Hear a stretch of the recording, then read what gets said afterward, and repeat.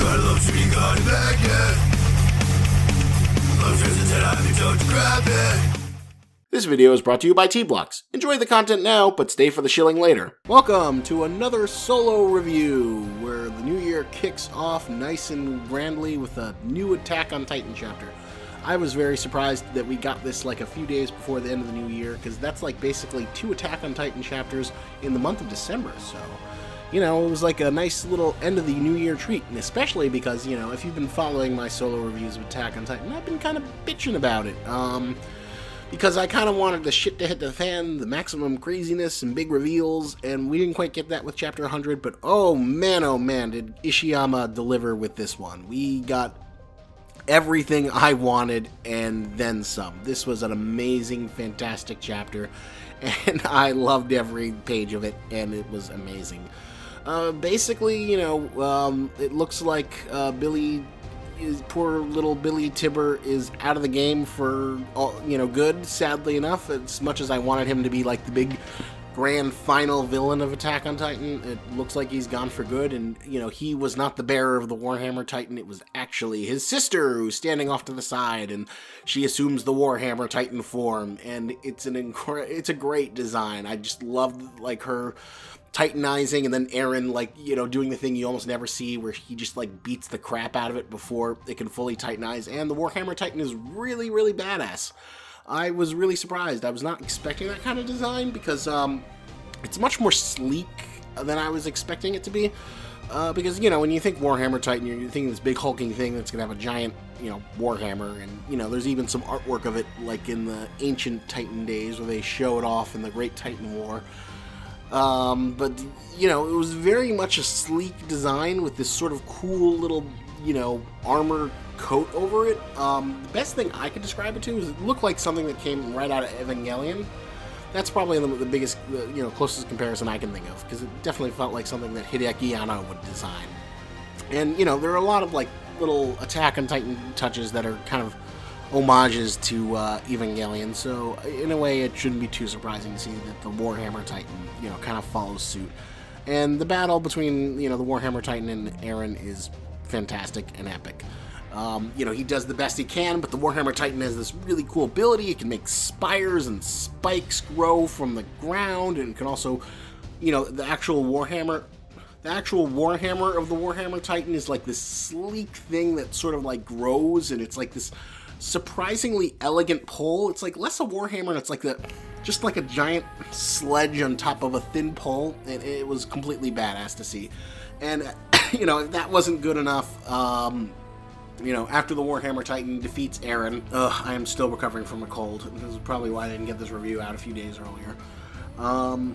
You know, once the Warhammer Titan defeats Eren, you know, we get the true scene stealer where Eren says, "Mikasa, do it!" And then Mikasa comes in, and she's wearing this bitchin' new 3D-dimensional scout armor, and it looks freaking amazing. She looks incredibly badass. It's an awesome design. She's got, like, 6 goddamn missiles on each thing, and, like, basically blows up the back of the Warhammer Titan. And then we get a little look at the rest of the Scouting Legion, and, you know, they look completely bossed as they have their, you know, new armor, new 3-dimensional movement gear that incorporates the anti-human movement gear, and they look like complete and total badasses. I love the new design. I love the Warhammer Titan. I'm curious to see if the Warhammer Titan, you know, survives this engagement, or if it's taken out permanently, since it seems like this is Eldia's, or, you know, the Waldians' time to strike back and gain their vengeance against good old Marley. So Mikasa's introduction is fantastic. It's also interesting that now we're seeing Gabby sort of get her, you know, sort of crisis moment. Like, you know, Eren had his sort of crisis moment and defining moment when he was a child, when, you know, Marley attacked Paradise Island with their warrior shifters, and, you know, his mom gets eaten, while Gabby is going to go through a similarly traumatizing experience as her friends are killed in the mass frenzy in the crowd, as, like, 2 of them have died. One gets, like, completely trampled, which was great. So, like, you know, I think what we're building up to is, like, all of the old warriors are going to be, like, you know, executed or excommunicated.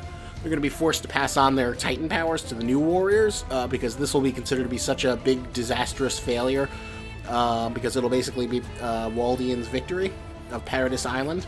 That, you know, Marley and the rest of the world will want to retaliate immediately.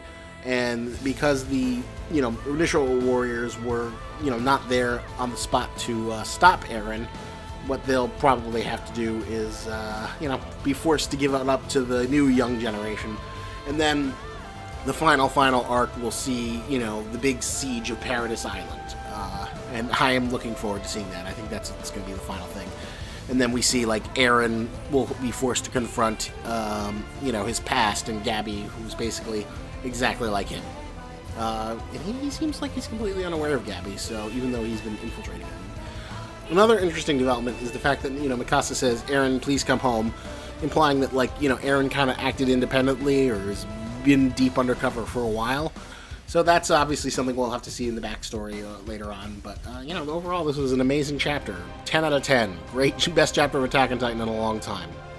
Really great way to reintroduce the scouts, as well as the original cast. And I'm looking forward to seeing, you know, more time jump characters. Mikasa's design is completely badass. Who knows, maybe even Armin and Jean and the rest of the scouts are all badasses now with, like, you know, super 3D dimensional Spider-Man flying gear armor. The interesting thing is that, like, they don't have the swords anymore, which sort of makes sense in the sense that, like, you know, pure Titans are pretty much extinct on Paradise Island, so, you know, there's no need for them, so obviously their movement gear is, like, adapted to more anti-human concerns. So, you know, the swords have been completely outclassed by, you know, the thunder sticks, you know, missile launchers, as well as, you know, the hand cannons and other weapons that they have, which are, you know, more modern. So, you know, the modern three-dimensional movement gear is incredibly badass. And, you know, I can't wait for next week's chapter, or next month's chapter, because this was a great way to, you know, kick off the new year. I didn't think we were going to get this so soon. And, yeah, it was a really, really good chapter. It makes up for, like, all the months of build-up we've had, very slow build-up, waiting for this to, you know, the shit to hit the fan. And this was exciting. This is the most exciting I've been for the manga in a long time. And, you know, my only regret is we'll have to wait, like, 3-4 years for them to animate this, because this is going to be amazing when they eventually, you know, get it in the anime, which will probably be 2019 if we're lucky. You know, we'll see what happens first. Is Trump still in office before this gets animated, or will this get animated before the 2020 election? But don't hold your breath. We'll keep our fingers crossed. But yeah, I don't have much to say. This is delivered on some great things, some fantastic payoffs, some great design stuff, and I'm really excited. This is the most exciting I've been in the manga for a while. So yeah, I'm looking forward to it. Thanks for hanging out with me and listening to my message. And remember, lobsters and tennis, don't you grab it. Do you like clothes but hate shopping? Then T-Blocks is the subscription service for you. But I know what you're thinking. But Lobster, how is that any different than Loot Crate or the other subscription services? Well, T-Blocks sends you t-shirts, which is clothing, which is actually useful, unlike the useless swag junk that Loot Crate keeps peddling on gullible schmucks. And this isn't just knockoff brand crap. T-Blocks hooks you up with licensed shirts for all the stuff you love, because you need clothes. How else are you going to keep your puny human man flesh protected from the elements? T-shirts are useful for any occasion. Wear them, give them to friends, give them to enemies, knit them together, make a quilt. T-shirts are life. And you know the best part? It'll only cost you $6.99. That's right, you can get 12 shirts sent to you for once a month for only $6.99. And you know what? If ultra cheap licensed goods are too basic for you, then there's also the Community T-Block set, which features original designs from the best up-and-coming artists, so you can keep that hipster street cred. But I'm here to save you even more money! Use the code LOBSTERTBX at checkout, and you'll save 10% on any order. Be a t-shirt wearing god amongst mortals. Use the power of the most expensive seafood to get you the cheapest t-shirts now!